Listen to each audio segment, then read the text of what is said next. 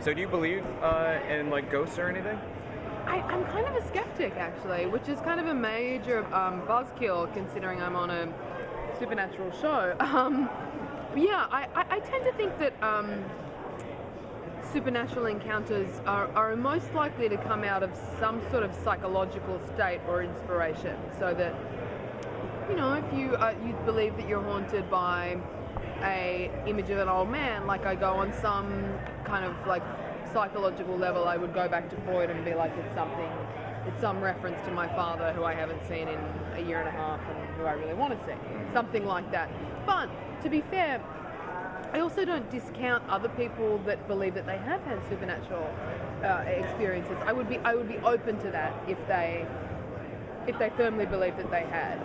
I haven't had one, and I will remain unconvinced until I have one. So what scares you? The wilderness. Even though I do like it very much, and I grew up in a very kind of wild, woolly place. I grew up in Tasmania, which is a most beautiful wilderness. But I think the natural earth is a very daunting presence. You know, it's much bigger than we are, and we've tried many, many ways to control it and destroy it, and failed so far. I think that's a kind of very moving idea.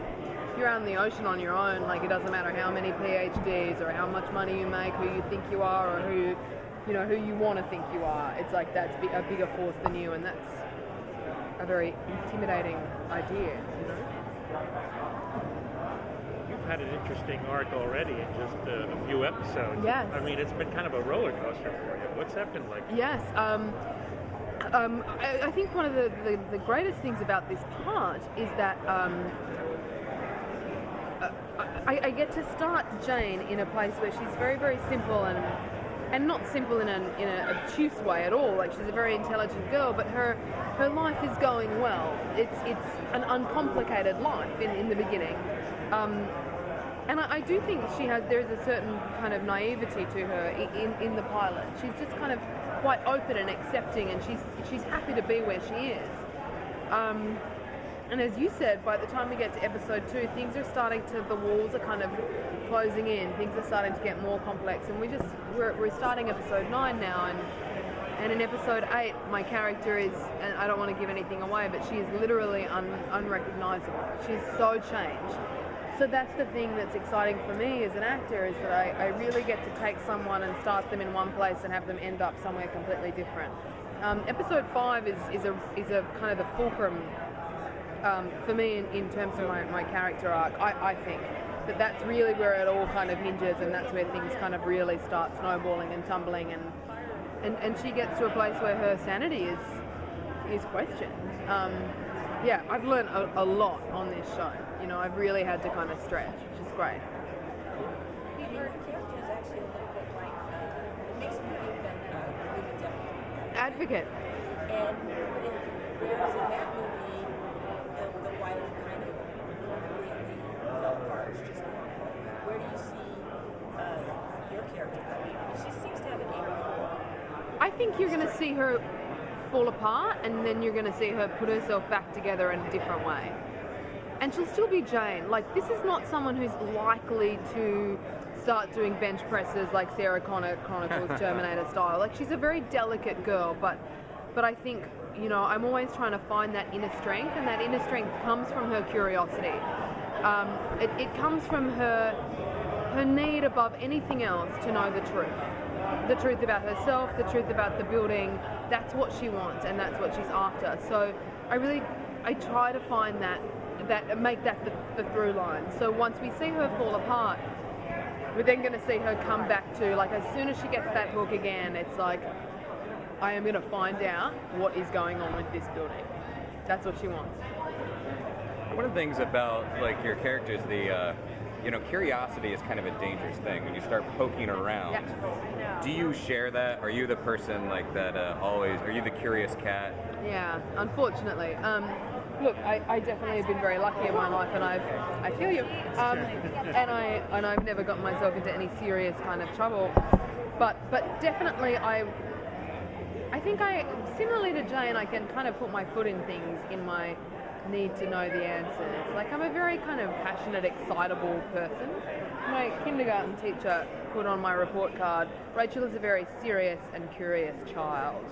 And I was like, yeah, there we go. So I guess in that respect, her and I are both quite similar. We've heard that there are going to be some new characters brought into the show to sort of like flesh out the world. I'm curious, are there any new actors that are going to join your storyline and maybe Yes.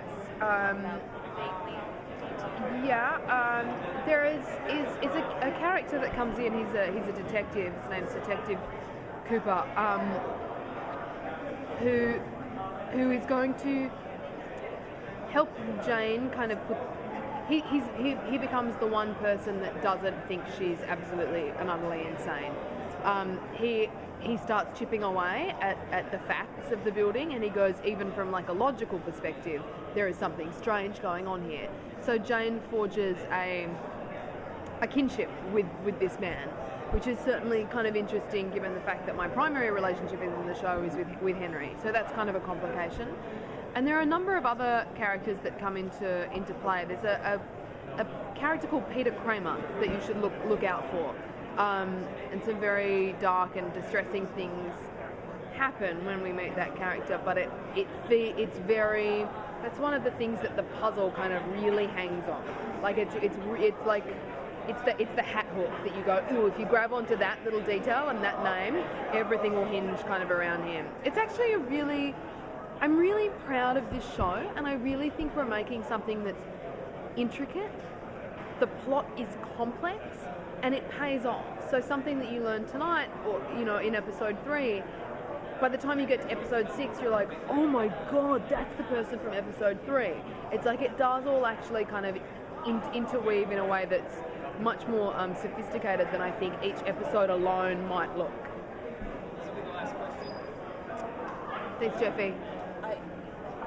I was Take your time. It's not necessarily that maybe it's Jane that the Drake wants maybe. Brian and Louise. Right. What are your thoughts on that? I And would you think like to see them stay together? That be the end game that they make it after all this. I would like to see them both get out alive and without having seriously compromised their integrity and morality for riches that are not really that meaningful. And that's another thing that I really like about the show is we talk about the idea of a Faustian bargain like it's this amazing, crazy thing that never really happens. But I think one of the kind of things of modernity is that we all compromise ourselves in some ways to get some kind of material or professional ambition fulfilled, whether we tell ourselves we do or not. I mean, I work in Hollywood, so it's like kind of par for the course, I guess. But I do think this idea of like bargaining your way through life to make money or to have, fulfill the idea of love or the need for security, I think that's very applicable to our time, and I think it's very applicable to real life. So my dream for the characters of Jane and Henry is that they realise that really being mayor being the mayor of New York and having like a ton of money and living in like a bitchin' apartment is not the thing that matters if you can come out with your sense of morality intact. But I'm not sure that will be what happens.